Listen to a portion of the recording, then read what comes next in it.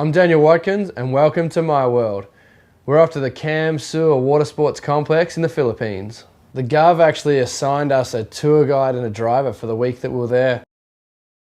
Day 5 was finals day, and by this time Bob had been driving us around for the last 4 or 5 days, so we kind of made good friends with him, and I was like, hey, I'd like to see, where you live and how Filipino locals live, so how about you take us back to your house?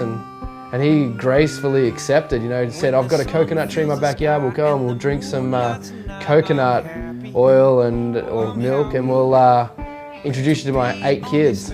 So this is our boy, Bob. He's been our shuttle driver for the week. This is his van here, and we've become friends, so he's invited us back to meet his family, so let's go and check out his house. Oh, I'm happy to have all my Bob's pride and joy was his coconut tree, so he wanted to show us how to get coconuts off the tree and open them up and drink the milk. So Dino and I had a go at getting the coconuts down ourselves. I keep missing Bob. Help me, Bob.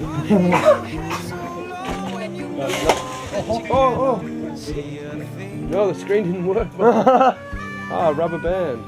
Rubber from shoe. Holy crowd. There's a bigger crowd for us doing coconuts there is at the wakeboarding pro tour US. Within about 2 minutes we had all 8 Bob's kids, but we had probably 30 neighborhood kids all just hanging out with us. So it was a fun experience, and they were all talking their local language, and I was saying to Bob, what are they talking about?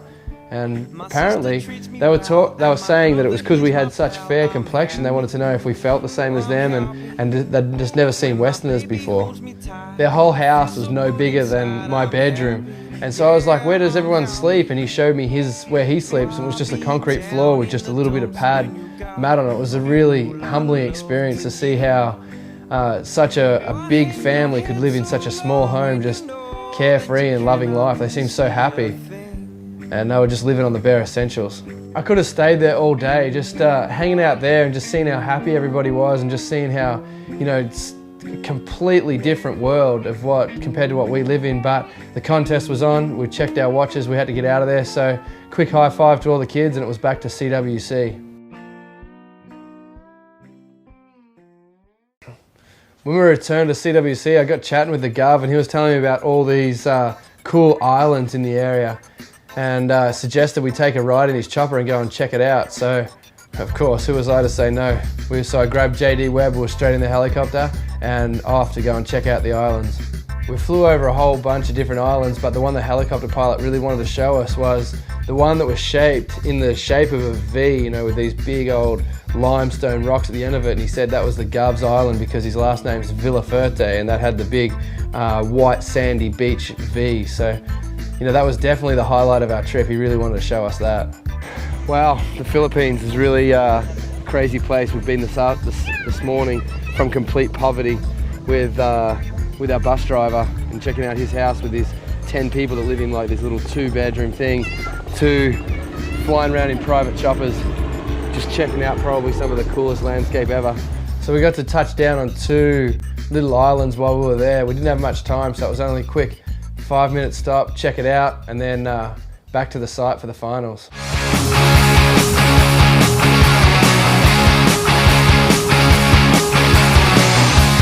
traveling light years, following ideas from teenage magazines and band fanzines.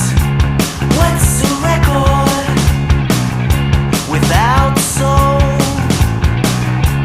What's a record without